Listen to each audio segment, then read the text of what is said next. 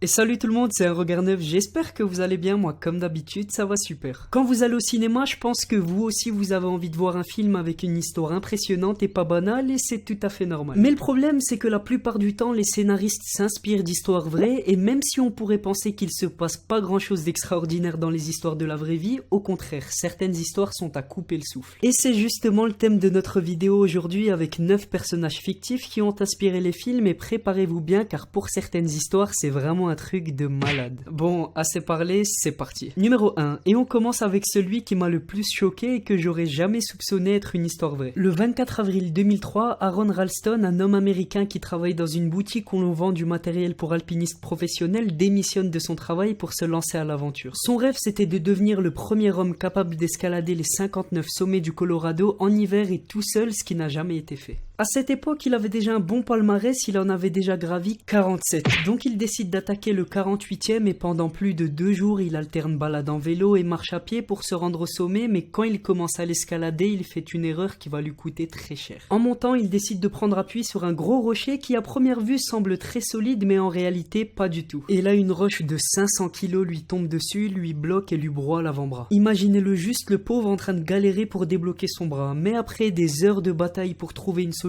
il finit par craquer, il récupère un couteau qui se trouve dans son sac et il se coupe le bras lui-même. Et en même temps, il avait pas trop le choix car c'était soit ça, soit il mourait sur place. Et donc vous l'avez sûrement compris pour ceux qui ont vu le film, c'est cette histoire vraie qui est devenue le scénario du film 127 heures. Numéro 2, vous avez tous déjà vu un épisode de cette série ou au moins minimum vous en avez déjà entendu parler. Dr House a fait un carton il y a quelques années et encore aujourd'hui en étant présent sur toutes les chaînes. On peut même un petit peu dire qu'il est devenu le médecin le plus cool de France et même du monde occidental. Bon, il a aussi des mauvais côtés comme le fait qu'il soit trop franc et parfois même blessant, mais bon, ce n'est qu'un homme et l'erreur est humaine. Et laissez-moi vous apprendre quelque chose, Dr House existe dans la vraie vie et son vrai nom est Thomas Bolt. Et il est encore plus fou que celui de la télé. On raconte de lui qu'il se déplace en roller dans les rues de New York pour aller plus vite, qu'il saute sur les cas médicaux les plus compliqués et même ceux dont on dit qu'il n'y a aucune issue. Et le comble, c'est qu'après avoir vu la série, il trouve que le faux Dr House est trop attiré par la gloire et la notoriété. Numéro 3, encore un personnage connu qui fait partie des monstres préférés des jeunes. Vous connaissez sûrement tous Shrek, j'ai pas besoin de vous le décrire, mais il y a quelques années, une rumeur avait circulé qui disait que celui qui avait inventé ce dessin animé s'était inspiré d'un humain pour le personnage principal.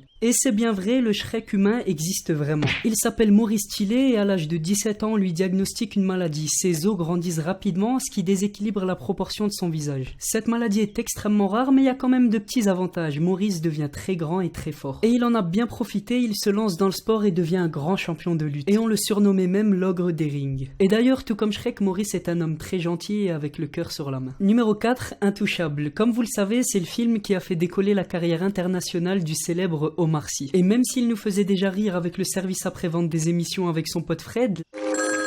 Service après-vente, bonjour!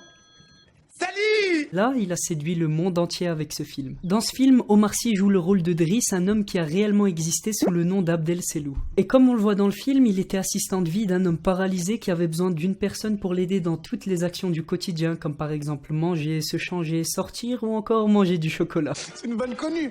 Pas de bras, pas de chocolat, mais avec vous. Allez, Allez, chambée. bonne blague.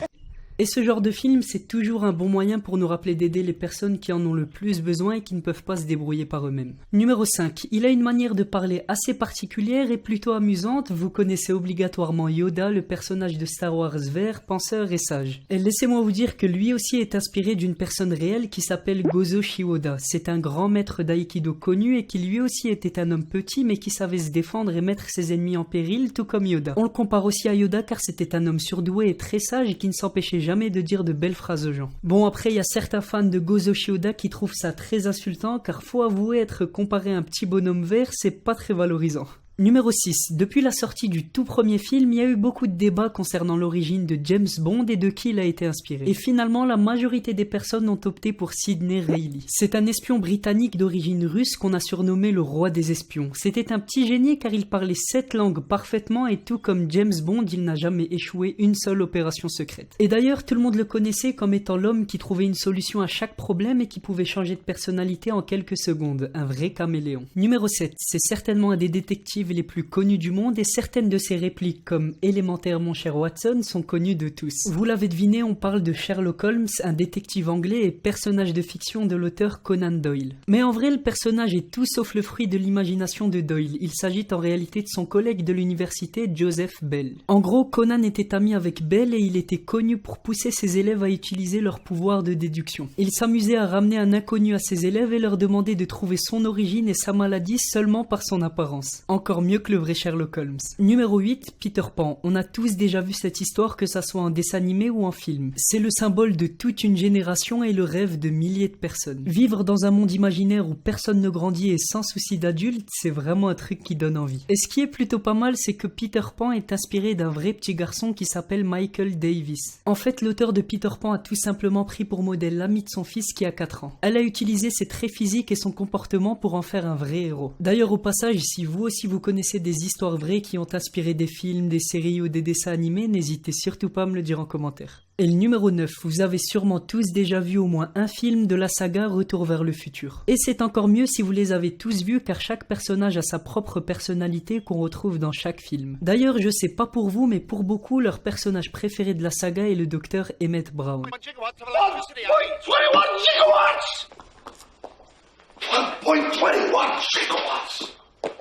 Une sorte de savant fou avec des cheveux blancs toujours en bataille et qui invente toujours des inventions plus étonnantes les unes que les autres. Et quand on l'analyse bien, il ressemble quand même à un scientifique connu. Je pense que vous l'avez deviné, on s'est bien inspiré de Einstein pour le personnage de Brown. Autant physiquement que mentalement, ce sont deux génies originaux.